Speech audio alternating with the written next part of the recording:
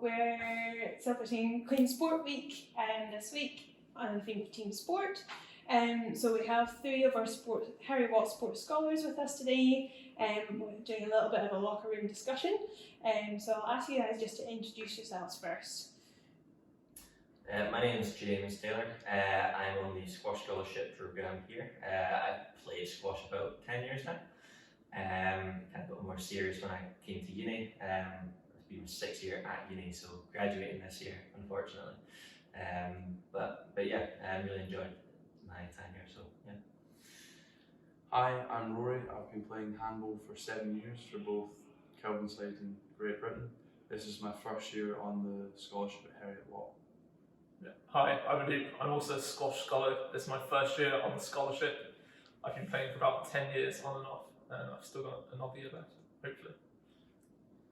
Depending on exams. Depending if they're in the scholarship.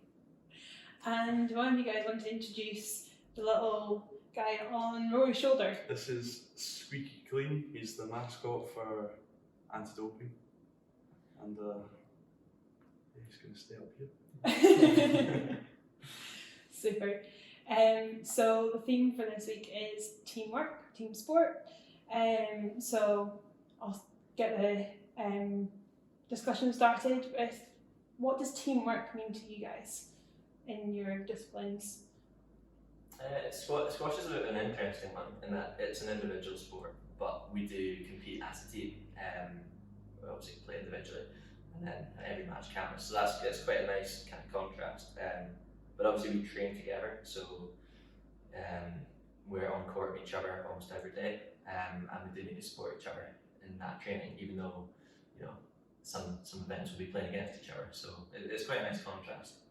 You've got that team aspect and the individual part, which I quite like personally. So Yeah, I think it's nice that we're all individual scholars, but we all play within a team as well, so we can have each other's back and make sure we're making the right choices and we're on track for keeping clean. Yeah, most of the squash matches we play are one-on-ones against different universities, different players. But actually some of my favourite ones have been the Bucks matches or team matches, where you play with the other guys in your team, but also you're playing against a different team of players, even though it's still one-on-one matches. yeah, You get that team support, which I think is really good, really important. yeah, I agree with that. I think they're the most fun matches where you've got that team aspect behind you, but it's still on you to make that match count and win your match. So yeah. Does it help when you've got that environment in terms of like the travel and the training and the prep, when you are, even though you're an individual athlete, you've got that team around you? Does that make a difference? Yeah, definitely. If you want to play well for your mates, thankfully we all get along quite well. So, but yeah, it's not that pressure, but you wanna like deliver like for all your teammates. So yeah, I think it pushes you to play at a higher level, I think. Yeah, it makes a huge difference that you're all in the same boat as well, and you can all help each other out, drive you further. I always end up playing better in team events, team matches, especially deciding tie-break ones. You never want to be the person to let your team lose, so you end up playing better, even if it hurts a bit more. Yeah. Push yourself just a little bit further. Yeah. Yeah, you can just dig a bit deeper, and you've got everyone supporting you from like behind the glass, which is quite nice, because often it's not a lonely sport, but it's nice to have all that support behind you. If you're playing in an individual competition, like it's probably two of your mates playing. You don't want to support one and then upset the other. So when it's all on your team, like just the environment is so much better. Well, you train with each other, but you train against each other. Yeah, exactly. And then it's a nice change when you actually get them all supporting you, and you get that kind of payoff when you win. Yeah, it's pretty good. And go back to disliking each other after. So we talked a little bit about teamwork, and how has that helped you guys keep your integrity, keep clean in sport? Has it helped on that aspect? I think it massively has. I think when you're part of a team, your teammates will hold you to a certain standard, and they don't expect you to be that one player that when we do get random drug tests, you are. When we get disqualified, I think being part of a team really helps you create a level playing field, and everyone expects that of you, and it's just a better atmosphere that way. Yeah, I think holding each other accountable is a big one for teamwork. You see each other so much that you tell each other off if you're not doing something right. And you want to be training fair, you want to be competing at the same level, you want to see how good you are, that you have the same training, same coach, same time on and off court. And then you want to see like who can come up better than that. Yeah, Just makes it more fun. yeah, it's an integrity thing, isn't it? Yeah. Like, you don't want to be that guy. And yeah, it's just not fair. All your teammates have, like Rory said, if you are that one guy that gets popped, that discredits everyone else in your team and puts them in a pretty negative light. Like, people will think, well, if he is, then maybe he is too, which isn't fair on anyone. So yeah, hold each other accountable. Super.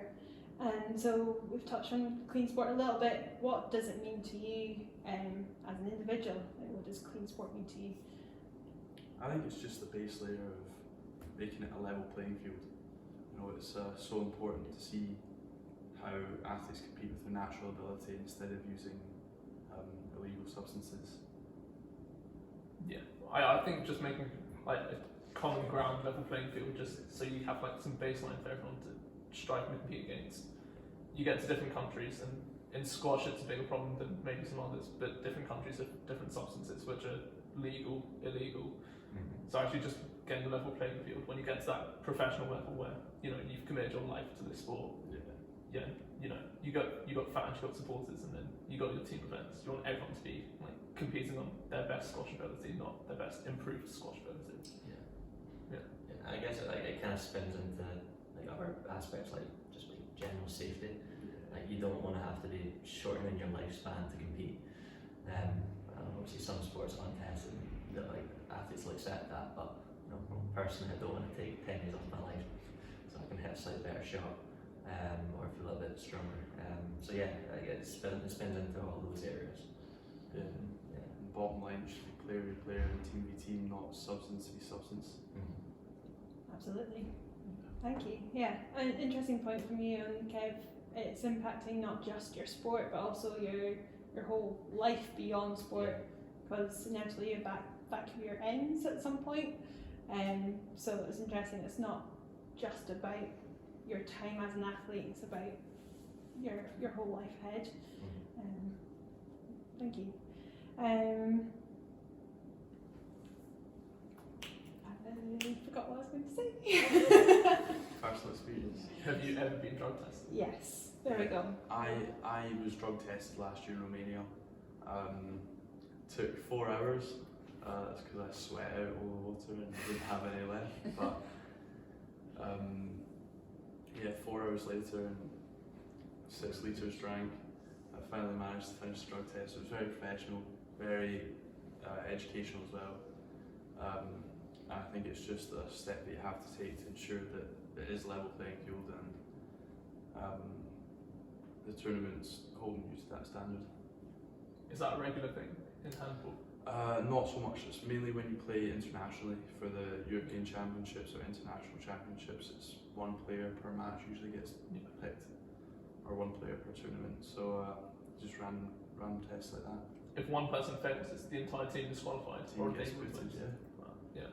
So very important to be honest and truthful. Yeah, I've never been drug tested. I know of people in squash that have, but I think generally in squash it's not that prevalent until you get to the big, like you were saying, like European team championships and things like that. And I've never played quite that level, so I've never personally been drug tested, but I've been in environments where people have been. Yeah, for squash at least, I think it's mostly international, national. When you represent your country, or you have your national governing body that drug test comes in. I think there probably should be some more in the World Tour, just regular professional grade matches. But there's different things that they consider doing it. Because you hear about, even in the professional tour, there isn't really much drug testing at all. Like, speak to players and they'll do a whole career without getting tested. But like it is at those team events, those governing bodies that are the ones that tend to do it. So it comes down to cost at the end of the day, doesn't it? Like, it's a relatively niche sport, So Yeah, I was saying to these guys, I almost got drug tested, but then just randomly I got picked, but then someone got suspected, and then they got drug tested and tested positive. So Dodged the bullet. dodged a bullet. What can I say? Made it out alive. Still lost, but boy, You were lost the playing it. integrity though. And is there anything that you, if we've got aspiring athletes coming in through the program, do you have any top tips for them for managing your nutrition, training, and lifestyle to help keep clean? Yeah, I'd say there's so many parts to that, but certainly for me this year when it comes to like nutrition and in particular like supplements, it's making sure that if you are going to take any, it's the informed sport stuff. Like I said, I've never been drug tested, so and it's unlikely that I will be. So it's less a sense of I need to take it, but it's almost like a quality assurance for me. Like in my head, if something's been like verified through the informed sport program, it's probably of a decent quality, and like that still matters to me. So like I think even if you're not likely to get drug tested, taking those like verified supplements or whatever I still think it's worthwhile. And again, just for the whole integrity side of things and accountability. Yeah, it's like twofold for me. One, I don't want to take anything that isn't what I think it is, and two, yeah, it's just like an integrity thing. So It's very important to do your background reading behind it. If you find this new supplement and you're not sure of it, you speak to your coach about it, do all the reading you can online about it, and then make a decision from there. yeah, James has been my coach for getting into supplements. I've just started taking just protein powder, which is like the first step I think most people take. Kind of a bit late, but you know, you've been holding me saying if you're going to get the informed sport, you know, there's this and this which are really good. Take these supplements, they're trusted, you know, they're probably sport tested. Like stay away from some which are a bit cheaper. I think if you come into Harry or come into Orion or train, I think everyone's going to hold you to a certain standard of just do your research. And you've got such a great team here with everyone like being aware of the nutritional. They can point you to people who can probably advise you better than us. I think it's a good support system we have. yeah. Don't do drugs, kids. Don't do drugs. Drugs are